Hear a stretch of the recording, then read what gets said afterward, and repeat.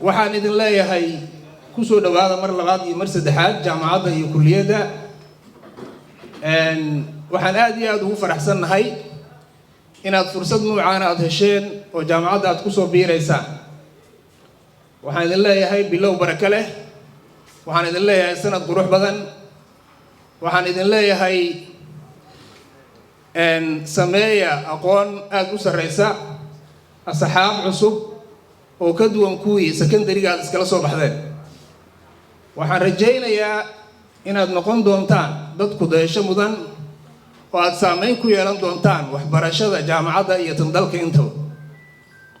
waxaan aad iyo aad u jeclaan lahaa inaan wax idinkaga sheego howlaha ka socda kulliyadda caafimaadka oo ay ka mid tahay ardayda in laga dhiso dhanka theory-ga iyo aqoonta maadiga ah ee qoran.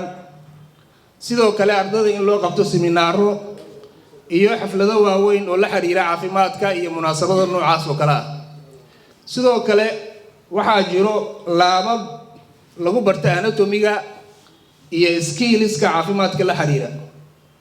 sidoo kale waxaa jiri doona intaa kadib shaybaaro loo baahan doono sidoo kale caafimaadka la xiriira. sidoo kale ardayda jaamacadda soo gashay markii ay hore usii socdaan waxaan geyn doonaa isbitaalada oo ay si practical ah u arki doonaan bukaanada la daaweynayo, isla markaana ay ka qayb qaadan doonaan sida loo daweynayo. ardayda waxaan u diyaarin doonaa horena aan u wadnay inay ka qayb qaataan musiibooyinka caalamka ka jira sida coronavirus oo dhacay haddoo dalkeena uu ku badan yahay waxa la yidhaahdo difteeriyada iyo xaaladaha waaweyn oo disasterska abuura sidaas oo kale. waxaan jecelnahay mar walba in community-ga ay ka faa'iideystaan jaamacadda iyo ardada dhigata iyo dadka soo bixi doona jiilka mustaqbalka.